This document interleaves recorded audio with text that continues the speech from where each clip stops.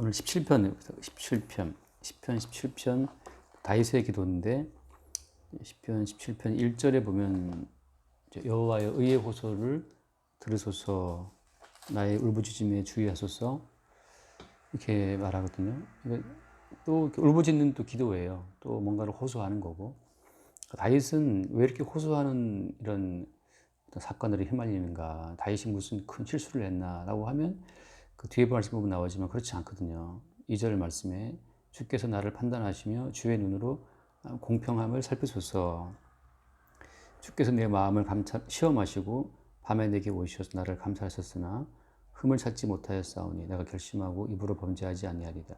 다윗이 자기를 봤을 때는 무슨 흠이 있는 게 아니에요. 4절 보면 사람의 행사로 논하면 나는 주의 입술의 말씀을 따라 스스로 삼가서 포악한 자의 길을 가지 아니하였사오며 5절 나의 걸음이 주의 길을 굳게 지키고 실족하지 아니하였나이다. 그러니까 다윗은 지금 굉장히 조심하고 있는 거예요. 조심하고 말도 조심하고 실족하지 않으려고 애를 쓰고 살아왔는데도 불구하고 자꾸 이제 어떤 어려움이 밀려오는 거죠. 그래서 이제 6절에 보면은 하나님이여 내게 응답하시겠으므로 내가 불렀사오니, 그러니까 답답한 상황 가운데서 이제 하나님 기도하는 거죠. 근데 이제 이렇게 자기 자신은 조심하고 흠이 없고 실족하지 않고 애를 쓰고 있는 불구하고 왜 이렇게 호소하게 된 상황이 생기느냐. 7절 보면은 죽게 피하는 자들을 그 일어나 치는 자들에게서 오른손으로 구원하시는 주여라고 하잖아요. 자, 그럼에도 불구하고 이게 다윗을 치는 자들이 있다고 하는 거죠. 그 다윗을 치는 자들, 왜 이렇게 정직하고 범죄하지 않았는데 결심하고 입으로 범죄하지 않았음에도 불구하고 왜 다윗을 치는 자들이 있는가? 그게 이제 이 시편에 들어있는 하나의 뭐 비밀 같은 거예요. 다 동일하게 모든 시편도 예수님을 증거하는 거기 때문에 예수님이 십자가에 죽을 때는 예수님 본인은 무슨 죄가 없었어요. 예수님은 무죄하신 분이고 범죄하지 않았지만 이상하게 계속 이제 바리새인들이 유대인들이 예수님을 핍박하고 공격하고 이제 모함하고 그러잖아요. 마지막에 십자가에 못 박혀 죽도록 했는데, 근데 예수님이 무슨 큰 죄를 졌느냐, 뭐 사람을 죽인 것도 아니고 비방한 것도 아니에요. 그냥 그 범죄하지 않았음에도 불구하고 그러니까 세상 자체가 예수님을 죽이는 양상을 띄어요. 그게 이제 말하자면 세상의 본질이라고 하는 거죠. 세상이라고 하는 것은 본질이 뭐냐, 본질이 무죄한 자를 죽이는 동네라고 하는 거죠. 입으로 범죄하지 않고 실족하지 않은 자라도 죽이는 곳이 세상이다. 그래서 다윗을 예를 들어보자면, 그렇죠. 다윗이 범죄하지 않고, 오히려 다윗은 이스라엘을 구원한 자인데, 사울 왕이 다윗을 미워하잖아요. 근데 사울이 다윗을 미워할 때 보면 특징이 하나 있어요. 그 뭐냐 하면, 악령이 역사할 때, 그러니까 악신이 다윗에게 덮어 씌울 때, 그때, 사울에게 덮어 씌울 그때 사울은 다윗을 죽이려고 그러거든요. 그러니까 사울도 사울의 의지가 아닌 것이 악신의 의지가 사울을 장악한다고 하는 거죠. 그래서 악신에 의해서 이렇게 떠밀린 사울이 다윗을 창으로 찔러 죽이려고 한단 말이에요. 그럼 다윗은 그러면 왜 그런 일이 벌어지느냐? 이게 이제 신약으로 말하면 그런 거예요. 다윗 자체가 하나님에 의해서 구원함을 입은 자라고 하는 거. 그러니까 세상에서 예수의 택함을 입은 자인 거로 세상이 너희를 미워한다. 요한복음 15장에 하신 말씀이 있거든요. 그러니까 이게 지금 어떻게 보면 대리전 같은 거예요. 악령과 악령 받은 자, 그 다음에 성령에 의해서 주님의 택함을 입은 자. 그러니까 인간은 어떻게 보면 사실 그 중간에 장기반의 말처럼 그런 존재에 불구하고 실제 인간을 움직이는 어떤 영적 주체가 배후에 있다고 하는 거죠. 그러니까 다윗으로 봤을 때는, 다윗의 주체로 봤을 때는 자기의 삶이 이해가 안 가는 게, 나는 오히려 이스라엘을 골리앗을 때려 죽이면서 구원했고 나는 바르게 행했고 범죄하지 않았음에도 불구하고 왜 나는 괴로움을 당해야 되느냐라고 하거든요. 자, 그래서 이제 이 다윗의 어떤 주체가 자기를 보고 세상을 볼 때마다 이해할 수 없는 상황이 생기는 거예요. 하나님이 의도하신 것이 바로 뭐냐면 그 다윗이 자기 인생을 생각하는 그 주체마저도 하나님은 다 없애버리는 겁니다. 그러니까 어떤 원인, 이유라고 하는 것을 우리 개인에게서 주님은 다 없애기를 원해요. 그러니까 네가 뭘 해서 그런 고통이 따라오는 것이 아니다라고 하는 것이 이제 선악적인 요소를 배제한 상태에서의 인간의 모습이죠. 그러니까 오늘 내가 이렇게 된 것은 내가 이전에 뭘 했기 때문이고, 내가 이렇게 뭘 하게 되면 또 뭔 일이 벌어지게 되고, 그러니까 이제 인간에게서 원인을 찾게 되면 그건 그야말로 그 출구 없는 미로를 헤매는 거 똑같아요. 왜냐하면 인간 자체가 스스로 자기 존재를 결정지은 존재가 아니기 때문에 인간은 하나님의 의지에 의해서 그냥 존재가 주어졌기 때문에 내가 마치 내 존재를 결정한 것처럼 내게서 원인을 찾게 되면 답이 없다는 거죠. 끝없 출구 없는 미로를 헤매는 건 마찬가지다라고 하는 거. 그래서 지금 다윗이 보여주고 있는 것은 주체의 혼란이에요. 왜 이런 일이 벌어지지? 나는 범죄하지 않고 내가 입으로도 정말 범죄하지 않고 내 길을 굳게 지키고 내 걸음 걸을 때마다 그렇게 살아왔음을 불구하고 왜 나는 고통을 당해야 되는가? 주체의 혼란이죠. 그래서 도대체 이것이 무슨 일인지를 알지를 못해요. 그런데 그 15절 말씀 끝을 넘어가서 보게 되면 15절에 나는 의로운 중에 주의 얼굴을 배우리니 깰 때에 주의 형상으로 만족하리이다. 그런 표현을 하거든요. 자, 의로운 중에 주의 얼굴을 배웠는데 깰 때에 깬다는 말을 사용해요. 잠에서 깨는 것처럼 깨어날 때 내가 주의 형상을 만족한다라고 하는 거. 다시 말해서 인생이란 자체가 이게 우리의 주체성을 다 빼고 나면 그냥 우리는 어떤 잠자는 자와 똑같아요. 그래서 성경에서 인간들을 바라볼 때 어떻게 취급합니까? 인간들을 죽은 자라고 보죠. 죽은 자라고. 인간들을 다 죽은 자라고 봐요. 그럼 성도는 뭐냐? 성도는 그 죽음에서 생명으로 옮겨졌으나 항상 성도는 잠드는 자예요. 또. 그 말은 무슨 말인가? 자기의 의지로 뭔가를 결정짓는 자들이 아니고 주님의 의지에 의해서 뭐랄까 주의 의지에 의해서 이끌림하는 자들이라고 하는 거죠. 그래서 이 지금 이렇게 다윗이 막 호소하고 울부짖고 하는 그 모든 이유는 그의 어떤 주체가 깨어있기 때문인데 주님은 그 주체마저도 잠들게 하시는 거예요. 그 성도의 주체성이 잠드는 그 순간이 성도에게 안식이고 그게 이제 잠드는 순간이거든요. 그 잠드는 그 순간 속에서 성도는 오히려 이제 평강을 누리는 거예요. 내가 내 의지로 뭔가를 할 수 있는 것이 없다고 하는 그 사실. 그러니까 예를 들어서 우리가 선악과를 먹기 전에는 인간은 어떤 그 자기 자신을 의식을 못하고 살았잖아요. 선악과를 먹고 나서부터 나라고 하는 주체성을 인식하고 내가 누구다라고 하는 걸 설명하기 시작해요. 나는 누구다. 나는 뭐 하는 사람이다. 그러니까 나는 뭐뭐이다라고 하는 그 자기 주체에 대한 설명이 가능한 것은 선악과를 먹은 다음부터 온 거거든요. 그전에는 내가 누구인지를 내가 스스로 생각할 필요가 없었어요. 근데 선악과를 먹은 다음부터는 나는 누구이다라고 하는 것을 내가 인식하게 되고 그다음에 내가 누구이다를 계속 지키기 위해서 애쓰게 되는 거거든요.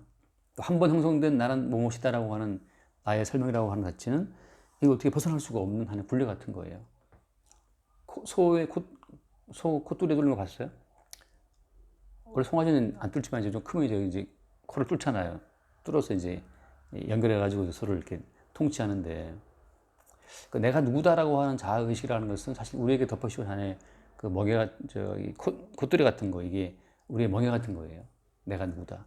내가 목사다라는 걸 인식하는 순간부터 나의 목사됨을 지키기 위해서 내가 애를 써야 되기 때문에 내가 나의 목사됨을 지키려고 애쓰는 그 순간부터 이제 마귀의 밥이 되는 거예요. 계속 너는 목사니까 이래 살아야 되고 저래 살아야 되고 뭔가 말들이 주어져요. 그러니까 선악과를 먹고 나서 주체의식이 들어오고 내가 누구다라고 하는 의식이 계속 나로부터 사실은 엄밀히 말하면 외부로부터 주어진 건데 외부로부터 주어지기 시작하거든요. 선악과를 먹은 양심으로부터 주어지고 또 외부로부터 주어지고 그러니까 너는 뭐 교수니까 너는 목사니까 너는 뭐 노동자니까 너는 아빠니까 엄마니까 하는 그 모든 수없이 많은 어떤 주체에 대한 규정들이 우리를 올가매는 하나의 그냥 억압되는 줄이 되어서 혼자 있어도 우리는 자유를 못 누려요. 난 누구니까라는 거기에 얽매여서. 근데 이제 주님께서는 그렇게 네가 누구다라고 하는 주체의식을 갖고 너를 단속하고 살아가는 그 자체가 선악과를 먹은 결과라고 하는 것이고 선악과를 먹은 자는 정령 죽으리라. 그게 이제 죽음의 증상이라고 하는 거죠. 너는 죽어 있다. 그러니까 나는 누구다라고 하는 그 증상을 가지고서는 하나님의 생명에 이를 수가 있다 없다? 없다는 거죠. 그러니까 나는 가수다. 나는 가수다. 1회 봤어요. 나는 가수다. 거기 보면 김건모가 탈락했거든요. 나는 가수다. 거기가. 탈락해갖고 뭐 이소라가 화나가지고 뭐 제우치고 막 그 했었어요. 놀랍게도 김건모가 나는 가수다 무슨 점수 그 탈락했어요. 그래서 이제 그 같이 했던 이소라가 이럴 수는 없다라고 이제. 그때 무슨 PD더라. 그 PD가 기억한 건데. 그걸 다시 했어요. 그래서 갔던 시청자들이 화가 난 거죠. 아니, 그냥 했으면 한 거지. 뭘 다시 하냐. 긴 공부를 위한 거냐부터 시끄러웠거든요. 이제 나는 가수다라고 해서 탈락할 수도 있지. 근데 내가 가수고 내가 가수왕도 먹었던 김고모인데 내가 음반 뭐 100만 장 찍은 가수인데 여기서 내가 탈락하는 거 말도 안 돼. 그러니까 그 나는 가수다라는 그걸 지키기 위해서 그냥 그 하나의 그 프로그램 자체를 하나 깽판을 놓은 거예요. 또 거기에 이제 또 끌려간 거고 또 PD들은. 제가 공 먹고 다음에인가 또 어떻게 바뀌었는데 그러니까 이게 사람 자체는 내가 누구다라고 하는 것에 계속 붙들어야 그렇게 사람 그 자체가 그게 선악과를 먹고 이미 하나님의 사형 선고를 받은 자의 살아가는 양상이라고 하는 거예요. 그러니까 그들이 볼 때는 나는 가수다, 나는 뭐 이렇게 살아있다고 주장하지만 하나님 보시기엔 그것이다. 큰 죽어 있는 것이다. 거기에는 무엇이 없다? 생명이 없다고 하는 거죠. 선악과를 먹은 자는 추방돼요. 추방돼서 생명나무 가시를 못 먹게 되거든. 그러니까 선악과를 먹었다는 것은 이미 생명나무로부터의 추방이고 그리 가는 모든 길은 막혀 있어요. 그래서 생명의 길을 얻고자 해도 갈 수가 없다 말이지. 그러니까 죽음 아래에 있다고 하는 그 선언이죠. 그러니까 죽음 아래에 있다는 것은 생명에 못 간다고 하는 거예요. 다른 말로 말하면 나 지금 살아있는다고 말하지만 곧 다 닥쳐오죠. 죽음이 덮쳐오죠. 죽음이 하나씩 덮쳐온다. 그래서 이 내가 누구다라고 하는 이 주체성 자체가 성도가 남아있거든요. 주님은 계속 그것을 해체시킨다 그래야 되나? 다윗이 말한 것처럼 나는 의로운데, 나는 흠이 없는데, 나는 왜 이렇게 괴롭습니까? 라고 막 울부짖는 그 다윗의 그 주체성 자체를 주님이 계속 없애버리는 거예요. 그렇게 없애버리게 되면 말하자면 이제 제가 창세기 할 때 공부했던 내용이지만 창세기 보면 항상 땅이 혼돈하고 공허하고 흑암의 깊은 중에 있고 그때 이제 주님께서 빛이 있으라 말씀이 주어지기 시작하거든요.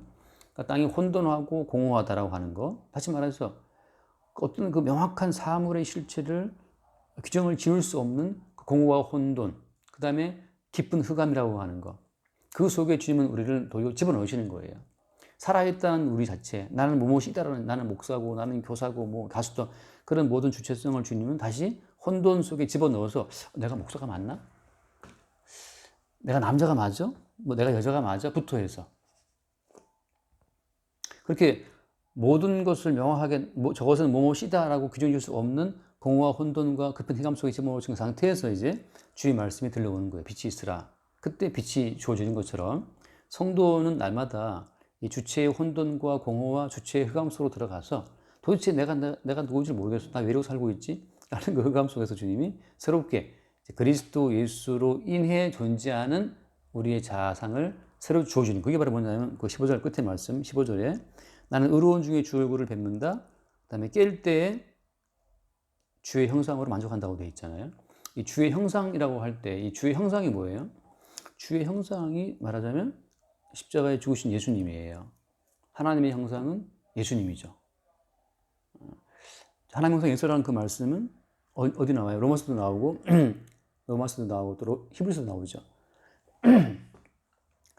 고린도도 나오고 그러니까 하나님의 형상이 예수 그리스도인데 다시 말해서 깰 때에는 주의 형상을 만족한다는 그 말은 나는 사라지고 그리스도 예수의 한 지체로서 만족한다고 하는 거죠. 다시 말해서 내가 이렇게 말하자면 억울하게 고통받고 괴로움 당한 이 모든 것은 그리스도 예수의 지체로 받는 고통이다라고 하는 것으로 그리스도 예수의 한 부분으로 나를 인식하는 것으로 바뀌어요. 그게 말하자면 이제 이 고통 속에 주님이 집어넣어서 주체를 다 흑암 속에 집어넣으시고 나서 새롭게 주체를 끄집어낼 때 그때는 그리스도 예수의 것으로 나온다는 거죠. 그런 이제 반복이 시편에서 반복돼요. 같은 이야기인데 그래서 13절 말씀 13절에 보면 여호와여 일어나 그를 대항하여 넘어뜨리시고 주의 칼로 악인에게서 나의 영혼을 구원하소서. 이거 보면 이제 일어나서 대항하라. 누구를? 그라는 건 누구예요? 그라고 하는 것은 말하자면 계속적으로 다윗의 주체성을 이게 발생시키는 어둠의 영들이에요. 그러니까 너는 가수니까 노래를 잘해야 되고 너는 가수니까 이번에 탈락하면 안 되고 엄청난 부담을 느끼게 되는 거죠. 계속 어떤 자기의 주체성을 갖고 인생을 살아가야 되는 그 주체성의 무게가 사람을 짓눌러요. 그 뭐 그런 노래 있잖아요. 뭐 삶의 무게요. 뭐 등이 휠 것 같은 삶이 그 노래 알아요?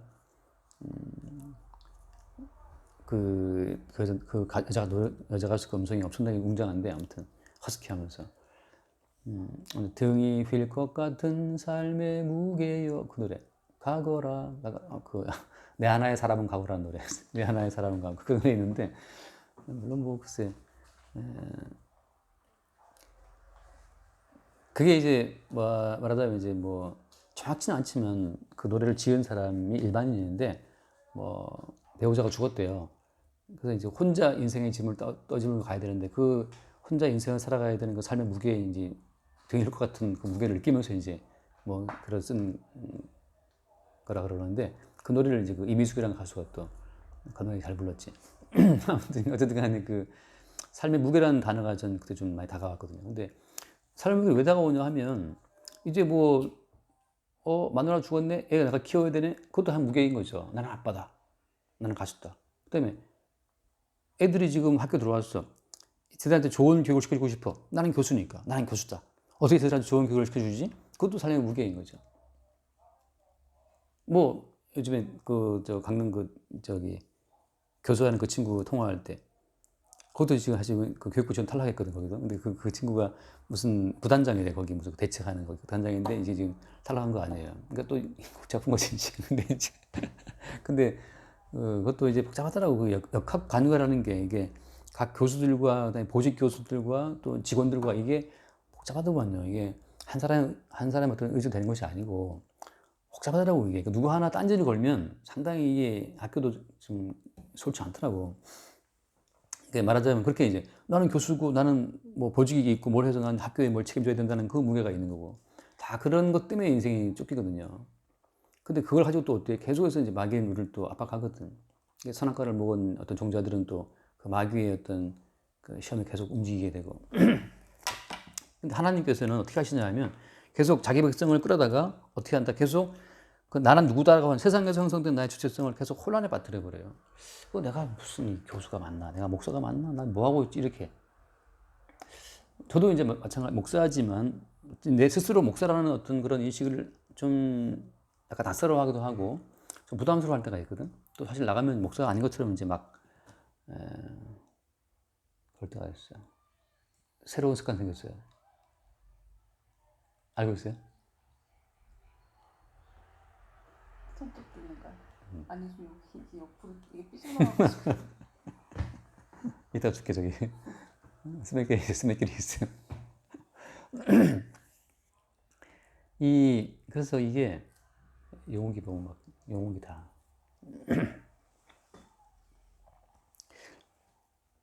그러니까 성령께서 우리에 오실 때에는 요한복음 6장에서 말씀하시면 있잖아요. 성령께서 오셔서 뭘 해요? 성령께서 항상 우리에게 뭘 하신다? 우리를 책망하신다라고. 책망하신다. 책망한다는 것은 뭐에 대해 책망한다고 했어요? 책망한다는 것은 죄에 대하여. 죄에 대하여 하면 너희가 나를 믿지 아니하며. 다시 말하면 우리는 나를 믿죠. 우리는 나 자신을 믿거든. 목사의 나를 믿고 가수인 나를 믿지. 그래서 항상 무슨 일이 생기면 누구랑 의논해요?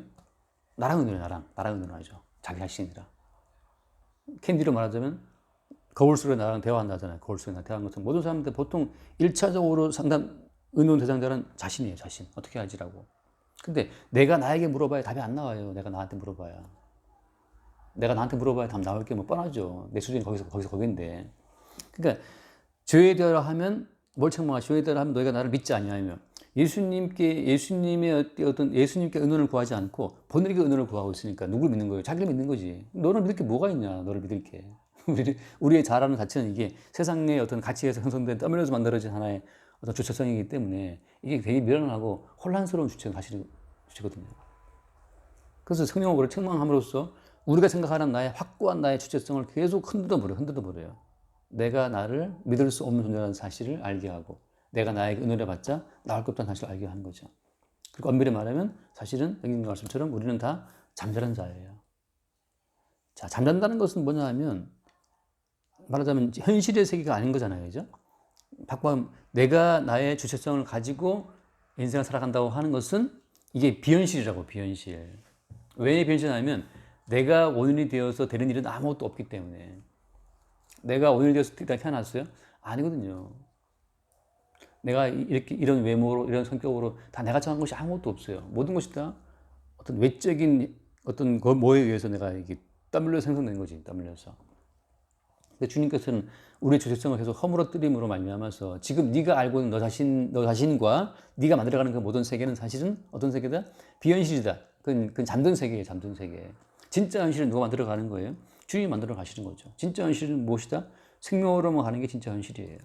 그래서 모든 사람들이 막 돈을 벌고 막 살잖아요. 건강관리하고. 근데 나중에 죽어 안 죽어? 다 죽어버려요. 그게 잠든 세계라고. 생명이 된다고 생각하고 살지만 생명에 이르지 못해. 그게 죽음의 세계고 잠든 세계인데 주님께서는 그 잠에서 우리를 깨게 함으로써 주의 형상 만족한다. 진짜 현실의 주인공이신 예수 그리스도로 만족하는 어떤 삶의 순간이 우리에게 있게 하는 거죠. 그래서 여기까지 오게 된 것 자체가 이게 주님의 은혜였구나는 사실을 알게 하는 거죠.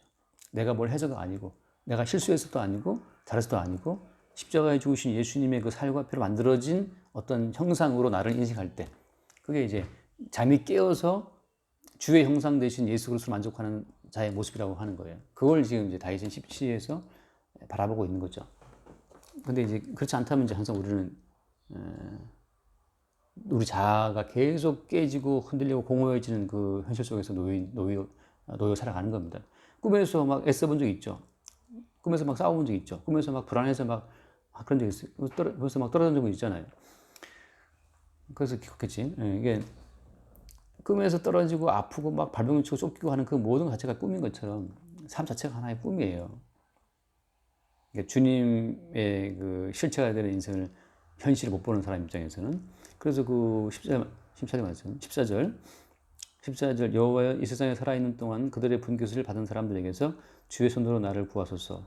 그들은 주의 제물로 배를 채우고 자녀로 만족하고 그들의 남은 사람은 그들의 어린 아이에게 물려주는 자니이다. 이게 지금 꿈속에서 계속해서 꿈속에 어떤 사업을 벌이고 있는 자들을 보여주고 있는 건데 이게 왜 보이냐 하면 깬 자이기 때문에 보이는 거예요.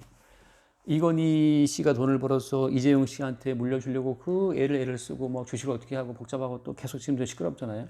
근데 보면 깬 자 입장에서 볼 땐 저것이 무슨 의미가 있냐. 결국은 하나의 꿈이고 영원한 생명이 없는데 영원한 생명에 이르지 못할 모든들의 행위 자체가 그냥 하나의 죽음 속에서 벌어지고 있는 자라고 하는 거죠. 그것이 현실인 것처럼 보고 있지만 현실이 아니라고 하는 거. 그래서 오늘 이 시편의 결론은 뭐냐? 주님이 성령으로 말미암아 다윗의 주체성을 어떻게 한다? 혼돈에 빠뜨리고 공허에 빠뜨리고 어둠에 빠뜨린다고 하는 거죠. 왜냐하면 다윗도 이 세계를 현실로 알고 살아오고 있었는데 이 현실에서 형성된 주체성이 진짜 알고 있었는데 그걸 주님이 깨버림으로써 이 내가 알고 있는 이 세상 자체가 이게 하나의 사망의 땅이었다는 사실을 보게 하는 거예요. 그 내가 이 사망의 땅에서 내가 유지하고 싶어하는 나의 어떤 주체 의식도 사실은 허상이었다는 사실을 보게 하고 진짜 현실은 어디에 있다? 진짜 현실은 그리스도 예수께서 만드신 현실 속에 있다는 것. 그리고 이렇게 흔들리는 것도 어떻습니까? 흔들리는 것도 진짜 항상 되신 그리스도 예수로 인해서 내게 주어진 것. 네.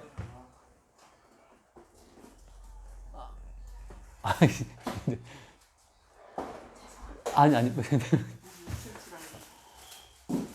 이따가 들을게요. 네.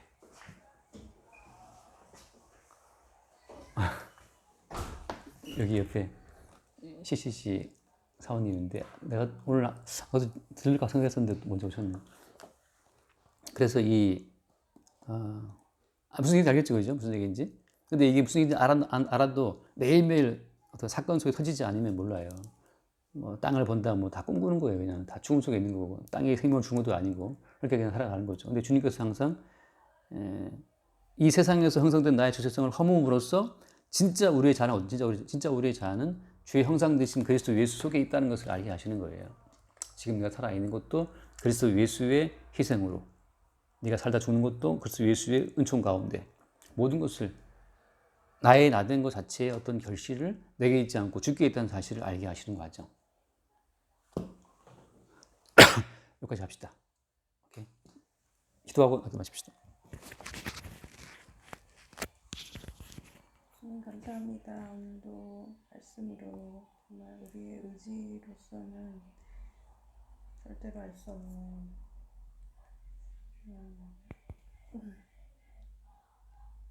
이 주님이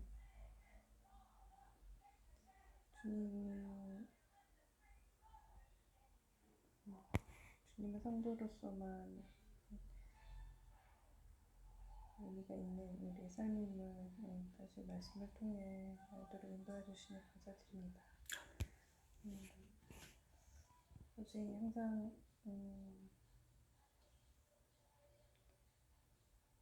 모든 자신이 원인이 돼서 모든 일이 일어난다고 생각을 하는 착각 속에 살지만 주의 은혜로 항상 모든 비현실적인 세계가 아닌 주의 생명으로 인도하시는 그 주를 소망하는 그런 은혜를 베풀어 주시옵소서. 모든 말씀 예수 이름으로 기도드립니다. 아멘. 주님 감사합니다. 우리가 아는 이 세상에서 형성된 우리의 주체를 늘 혼돈에 빠뜨리고 흑암에 집어넣으심으로써 이 어둠에 잠긴 세상, 죽음 속에 잠긴 세상의 실체를 알게 하시고 다시금 그리스도 예수로 살아남으로 말미암아 어둠의 세상을 보게 하시고 또 참된 현실을 예수 안에서 인식할 수 있도록 우리를 이끌어 주셔서 감사합니다. 이제 사나 죽으나 이 어둠의 세상을 지나가면서 우리 주님이 당하신 모든 고난과 아픔을 함께 겪고 함께 참여하고 이해하게 하시고 그리스도 예수의 살아나심 가운데도 참여할 수 있도록 우리의 길을 인도하여 주옵소서. 우리 주 예수 이름으로 기도드립니다. 아멘.